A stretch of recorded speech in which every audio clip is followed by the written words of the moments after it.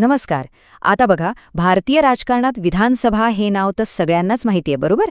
पण तुम्हाला माहिती आहे का की तिच्या जोडीला एक वरिष्ठ सभागृह सुद्धा असतं? हो, विधान परिषद. पण तिच्याबद्दल फारसं बोललं जात नाही. अनेकदा ती दुर्लक्षित राहते.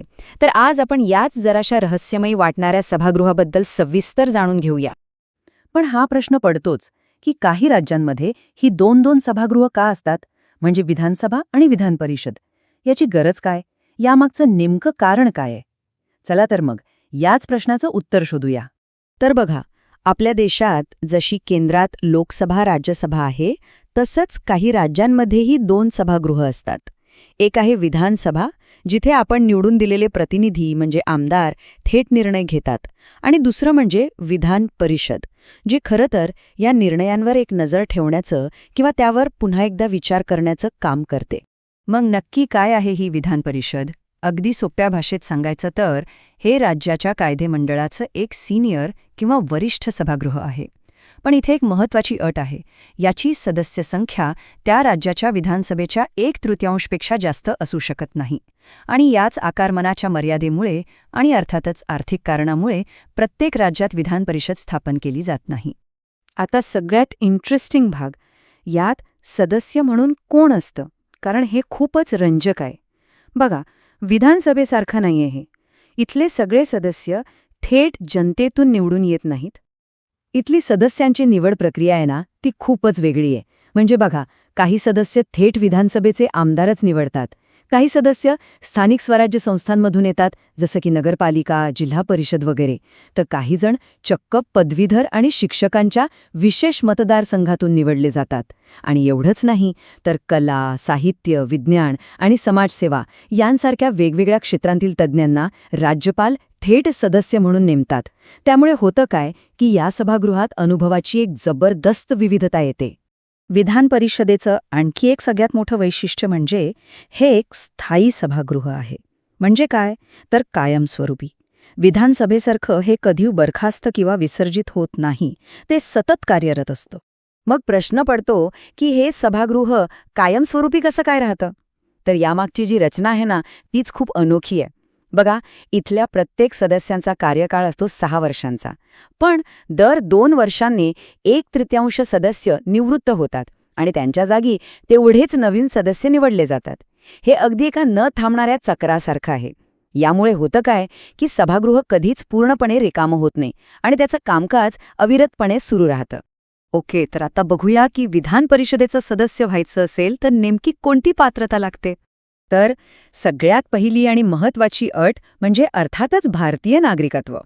पण गंमत म्हणजे इथे वयाची अट विधानसभेपेक्षा जास्त आहे. किमान 30 वर्ष पूर्ण असायला हवीत. आणि म्हणूनच याला अनेकदा ज्येष्ठांचं सभागृह असंही म्हटलं जातं. यासोबतच ती व्यक्ती मानसिकदृष्ट्या स्थिर असावी, दिवाळखोर नसावी आणि कोणत्याही सरकारी लाभाच्या पदावर काम करत नसावी. चला, आता आपण या विश्लेषणाच्या सगळ्यात महत्त्वाच्या भागाकडे वळूया. विधानसभा विरुद्ध विधान परिषद यांच्या अधिकारांमध्ये नेमका फरक काय? खरी पावं, खरी सत्ता नक्की कोणाकडे आहे? जेव्हा साध्या सामान्य कायद्यांचा विषय येतो, तेव्हा विधान परिषद एका स्पीड ब्रेकरसारखं काम करते असं म्हणायला हरकत नाही. म्हणजे कसं? समजा विधानसभेने एखादं विधेयक मंजूर केलं, तर परिषद ते पहिल्यांदा जास्तीत जास्त 3 महिन्यांसाठी थांबवू शकते. आता जर विधानसभेने तेच विधेयक पुन्हा मंजूर करून पाठवलं, तर परिषद त्याला फक्त आणखी 1 महिना रोखू शकते. थोडक्यात काय, तर परिषद कायदा कायमचा नाकारू शकत नाही. ती फक्त त्यावर पुन्हा एकदा विचार करायला वेळ मिळवून देऊ शकते.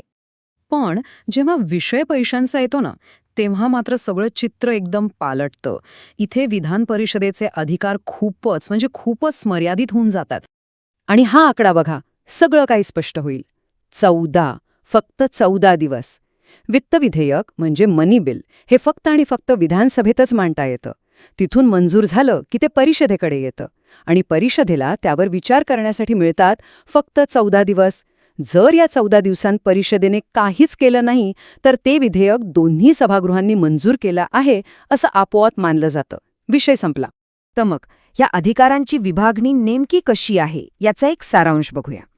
कायद्यांच्या बाबतीत अंतिम निर्णय विधानसभेचाच. परिषद फक्त थोडा उशीर लावू शकते. आर्थिक बाबतीत तर विधानसभेला जवळजवळ पूर्ण अधिकार आहेत. आणि राहिला प्रश्न सरकार चालवण्याचा, तर परिषद मंत्र्यांना प्रश्न नक्कीच विचारू शकते, पण सरकार पाडणारा अविश्वासाचा ठराव मांडण्याचा अधिकार फक्त आणि फक्त विधानसभेलाच आहे. मग स्वाभाविकपणे एक प्रश्न पडतोच की जर विधान परिषदेकडे इतके मर्यादित अधिकार आहेत, तर मग तिची नेमकी भूमिका तरी काय आहे, तिची गरज काय आहे, तिचं महत्त्व काय? आणि याचं उत्तर या एका वाक्यात दडलंय. विधान परिषद ही एक पुनरावलोकन करणारी संस्था आहे, प्रतिस्पर्धी सभागृह नव्हे. म्हणजे काय? तर तिचा मुख्य उद्देश विधानसभेच्या निर्णयांना आव्हान देणं किंवा त्यांच्याशी स्पर्धा करणं नाहीये, तर त्या निर्णयांना अधिक परिपक्व, अधिक विचारपूर्वक बनवणं आहे. अनेकदा घाईत मंजूर झालेल्या कायद्यांमधल्या त्रुटी शोधून काढणं आणि सभागृहात असलेल्या वेगवेगळ्या तज्ज्ञांच्या अनुभवाचा वापर करून ते कायदे अधिक चांगले बनवणं, हे तिचं खरं काम आहे. तर मग शेवटी हाच प्रश्न उरतो की विधान परिषद हे केवळ एक चर्चेचं व्यासपीठ आहे, एक डिबेटिंग क्लब आहे, की राज्याच्या कारभारात तिची खरोखरच एक महत्वाची विचारपूर्वक अशी भूमिका आहे? यावर विचार करायला नक्कीच हरकत नाही.